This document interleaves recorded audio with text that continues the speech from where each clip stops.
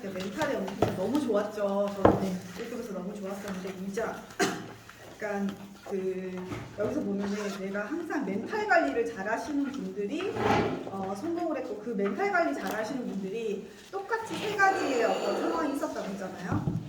그래서 첫 번째 포기의 유혹은 누구에게나 있다. 그래서 이제 포기를 어떻게 이겨냈느냐에 따라서 1장이 있고 두 번째 그러면 어떻게 그 두려움을 이겨냈는지에 대해서 2장 그 3장에서는 그 문제의 연속을 내가 어떻게 그 문제를 황금으로 만들었는지에 대해서 그런 내용들을 같이 얘기한 거고요.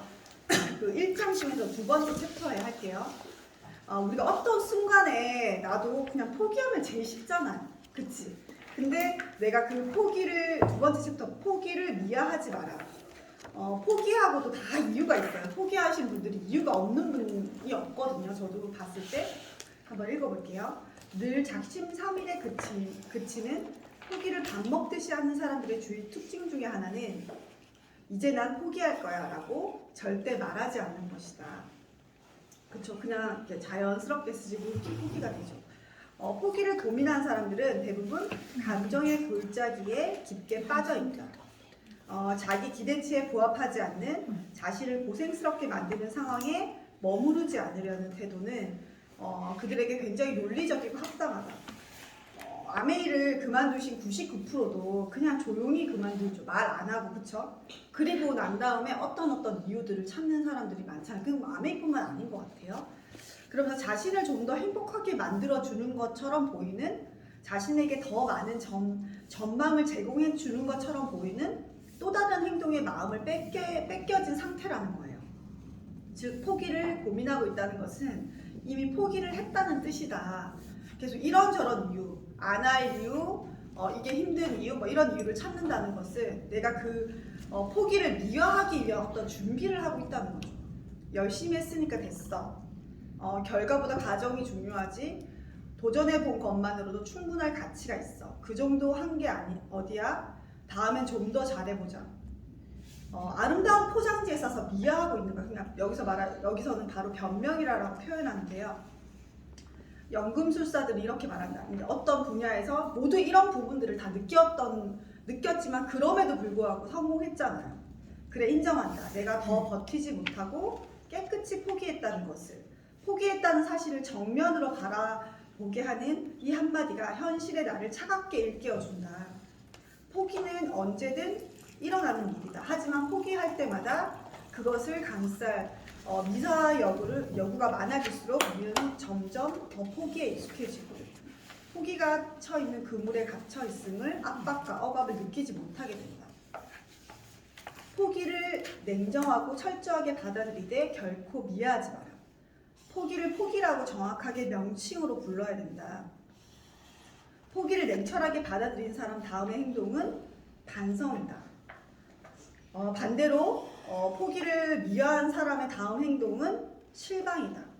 성공에 가장 위험한 요소가 있다면 실망이다.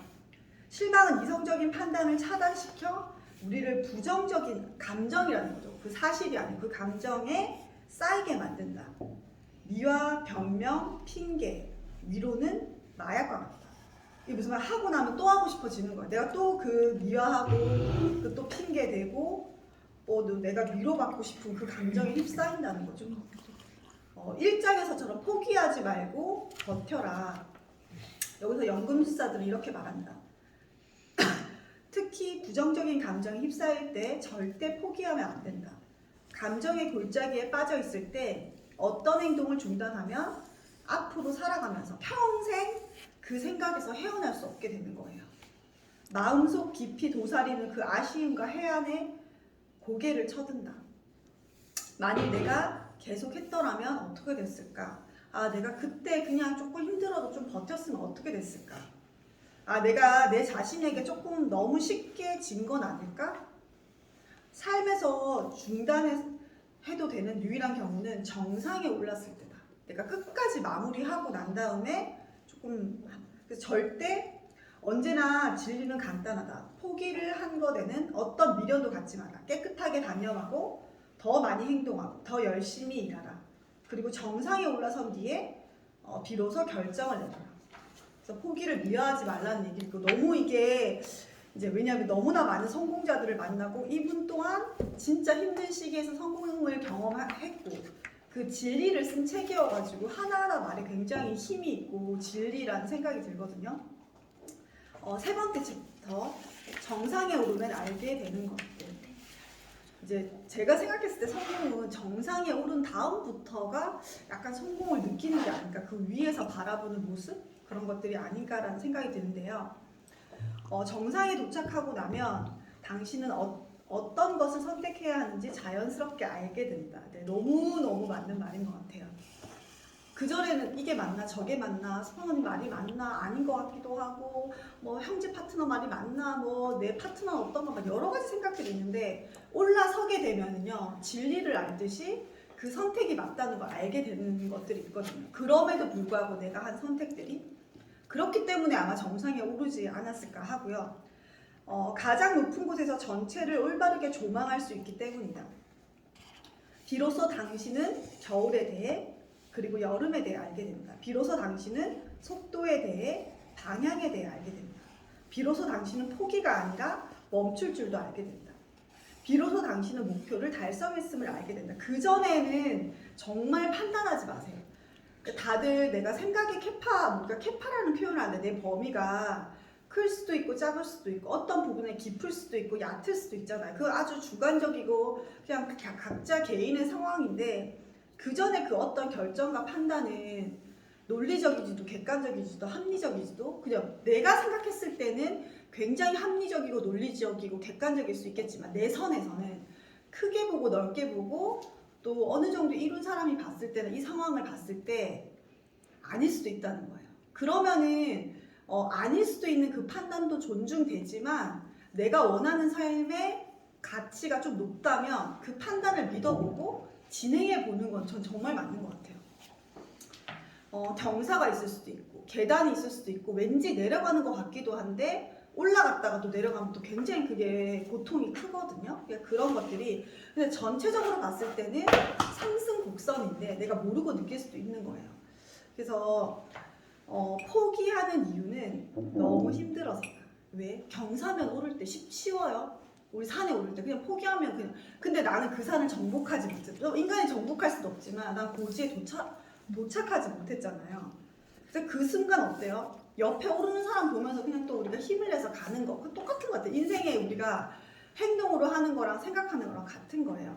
근데 하지만 내가 옆도 보지 않고 내 것만 보잖아요. 그냥 포기하면 쉬워. 근데 그 감정에 아까 말한 그런 내 미워하는 감정이라 내 감정에 휩싸이게 된다는 거예요.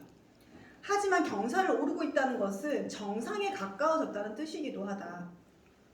경사문을 오르느라 너무 힘든다는 것은 정상으로 가는 길을 잃지 않고 있다는, 힘든다는 건 잘하고 있다는 뜻이에요. 정말로. 우리가 몸을 만들 때도 내가 뱃살 빼야지 조금 막연한 생각으로 절대 안 빠지지만 내가 그 고통을 이겨내고 그 배고픔을 참고 그 다음으로 넘어섰을 때 결과물이 나오는 거 너무 잘 알잖아요. 너 와닿죠? 그래서 내가 숨이 턱턱 막히고 땀이 뚝뚝 떨어져야 되거든요. 뭐 경험한 적 있어. 저 어제 자전거 탈 때 그랬거든요. 그래서 내가 이렇게 집에서 이렇게 땀을 낼 일인가요? 그러니까 몸은 더 좋아지고 건강해지고 오늘도 내가 제일 일찍 왔잖아. 그런 거예요. 숨이 턱턱 막히고 힘겹다는 것은 제대로 하고 있다는 뜻이다. 누가 보면은 아유 자가 힘들게 왜? 그럼 진짜 자기 시선으로 바라보는 거 아닌가요? 그 사람의 삶과 가치를 모를 수 있잖아요. 올바른 길을 가고 있다는 거라는 걸 의미하는 거예요. 그리고 있잖아요. 경험치가 는다는 건 뭐냐면 내가 똑같은 예를 들어서 경험, 이게 좀 될 거야 안 될 거야 하지 내가 시도할 거 아니에요. 근데 그 시도를 통해서 배우는 게 되게 많거든요. 내가 그냥 막연하게 그냥 머리로 재서 저거 돼 안 돼를 판단하는 게 아니고 내가 그럼에도 불구하고 그걸 하잖아요. 100% 1000% 배울 점이 있어요. 내가 알고 시도했잖아요. 그래서 그런 거를 통해서도 굉장히 배운 게 많기 때문에 연금술사는 말한다. 변명이 아니라 확신을 찾아라. 정상에 선 사람들은 모두 확신에 찬 얼굴을 하고 있다.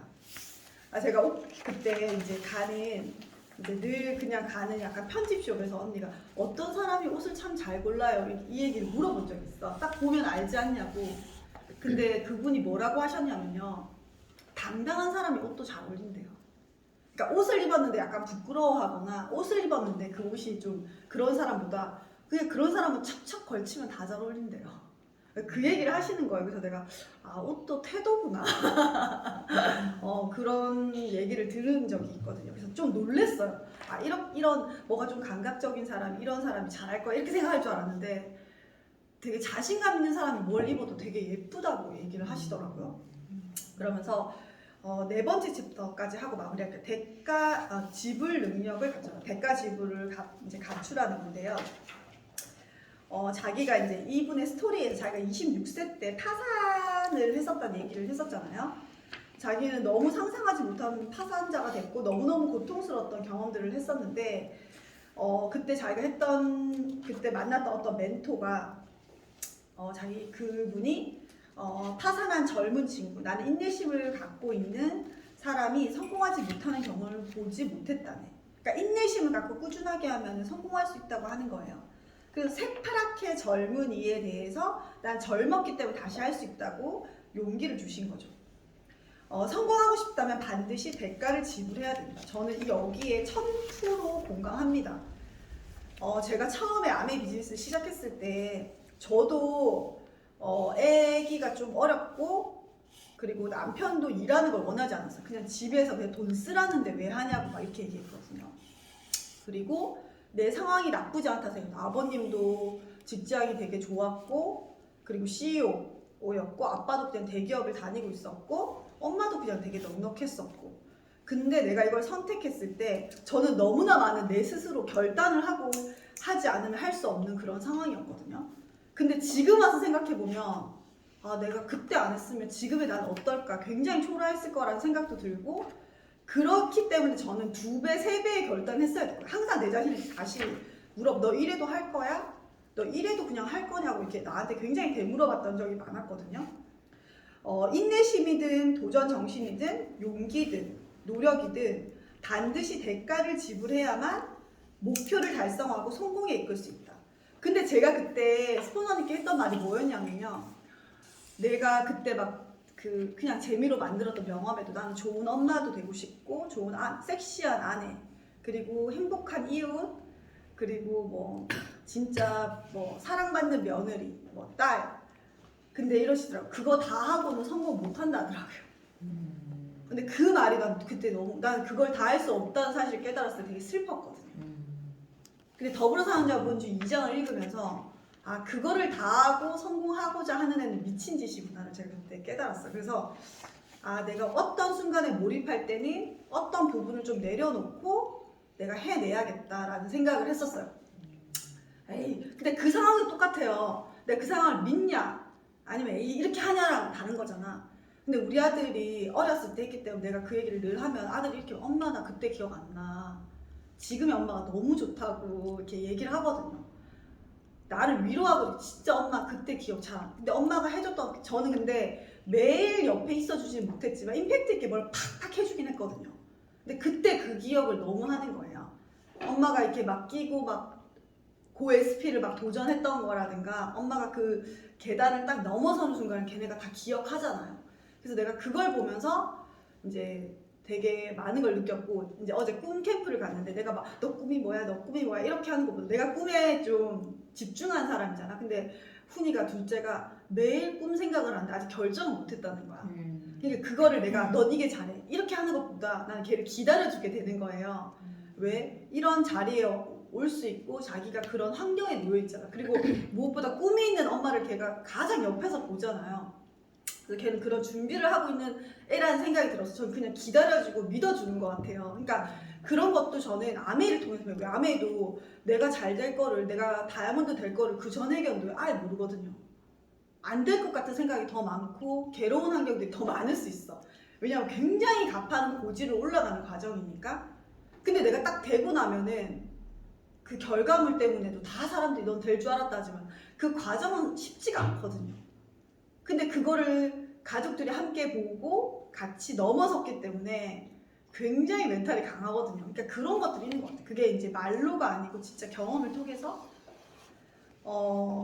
열망은 크지만 대가지불에 인색한 사람들은 삶이 빈약하다.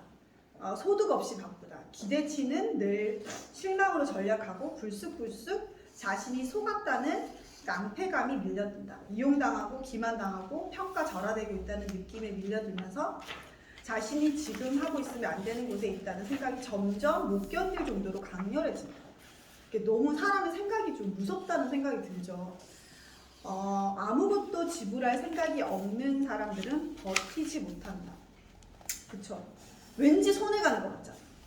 내가 안 되는 것 같고 막 그런 느낌이 들잖아. 어둠 속을 이리저리 헤맬 뿐 어둠에 가장 깊어지면 아침이 온다는 사실을 모르는 거예요. 바로 앞에 그 어둠밖에 모르는 거예요. 사람을 볼 때도 겉모습만 보는 사람도 있지만 그 사람을 적어도 10분 이상 한 1시간 정도 대화해 보면요. 그 사람이 어떤 삶을 살고 싶은지 그 사람이 사람을 대하는 거 어떤 태도 그런 게 다 느껴지는 것 같아요. 그걸 볼 수 있는 눈도 필요하겠죠. 어떤 목표를 세울 때는 그것을 얻기 위해 치러야 할 대가가 무엇인지 명확하게 하라. 내가 만약에 뭘 한다. 그럼 내가 어떤 대가 지불을 할 건지. 저도 항상 핀업할 때 제가 그 생각을 하거든요. 대가 지불 거리를 찾는다고요. 김명희 스폰서님 딱 덩어리로 지어버리시더라고. 미리 뭐 돈을 쓴다던가 뭐 예를 들어서 투자를 한다던가 뭐 이렇게. 그리고 대가 지불을 할 능력과 그 의지가 자신에게 있는지 냉철하게 검토하라. 부족하다면 채우고 아예 없다면 처음부터 차근차근 만들어라. 그러면 당신은 버티는데 성공한다. 그래서 뭐 예를 들어서 아메이 하면 제가 좀 놀랬던 게 맨디의 키노트 있잖아요. 좀 진짜 놀랐죠. 맨디의 키노트 첫 번째 레그가 파운더스 EBC 서은혜 리더님이시고 두 번째 레그가 아까 Q 수석, Q 다이아몬드 아까 손혜진 리더예요. 그래서 내가 놀랍죠. 근데 굉장히 뭐 인생 소득이 있겠지만 그 리더 파운더스 작년에 에메랄드가 됐거든요. 파운더스 에메랄드가 됐는데 운 좋게 파트너가 나오는 경우는 없어요. 그러니까 그거를 인내하고 애쓰는 과정이 있었기 때문에 그분이 그런 깊이 있는 생각이 나오는 거지. 그렇지 않아요? 애쓰지 않았는데 파트너가 나왔다? 네. 몰라. 그래서 내렸다. 그럼 스폰서 파트너일 수도 있어요. 그쵸? 근데 진짜 내 파트너가 되는 건 오로지 내가 완전히 내게 아닐 수도 있거든. 내가 파고 정성을 다하고 관심을 가졌을 때 진짜 그게 진짜 내 이하의 네트워크가 되는 것 같고 혹여나 파트너가 뭐 하시다가 여러 가지 이유로 우리가 뭐 인연이 끊어지는 건 아니잖아요. 근데 그러면서 저도 생각해 봤거든요. 근데 좀 그 순간은 좀 슬프고 고통스러운 게 있을 수도 있어. 뭐 사람 관계마다 그럴 수가 있으니까. 근데 그게 감정적으로 대할 건 아닌데 결국은 그 고비를 봤을 때 그 사람은 굉장히 성장돼 있거든요. 그냥 경험치가 말도 못하게 늘고요. 회피하거나 그냥 미워한 사람보다도요 훨씬 성장한 것들이 많거든요. 마음이 단단해졌을 수도 있고 그리고 사랑이 커졌을 수도 있고 좀 고통이 있었을 수도 있지만 훨씬 더 성장한 경우가 많아요. 그래서 저도 마찬가지겠죠. 그냥 저래 됐겠지만 저래 세고 막 이렇게 하는데 그냥 그런 과정 고비를 넘어서면서 진짜 그 성장이 너무 감사한 거예요. 그래서 지나고 나면요 고통보다는 기쁨이 훨씬 크거든요. 그 사람마저도 막 되게 좋아하게 되고 감사하게 되더라고요. 그래서 진짜 아메이는 버릴 게 하나도 없다. 너무 시스템적으로 완벽한 시스템이 아닌가라는 생각이 들고요. 이 책 너무 좋죠. 그래서 저도 읽으면서 진짜 제가 특별히 말을 덧붙인 것보다는 그냥 그대로 읽었거든요. 그래서 요거를 그 다음 제가 이제 한 3챕터, 4챕터씩 풀어드릴게요. 그래서 이렇게 읽으시면 좋을 것 같고요. 제가 요거를 먼저 해드릴게요.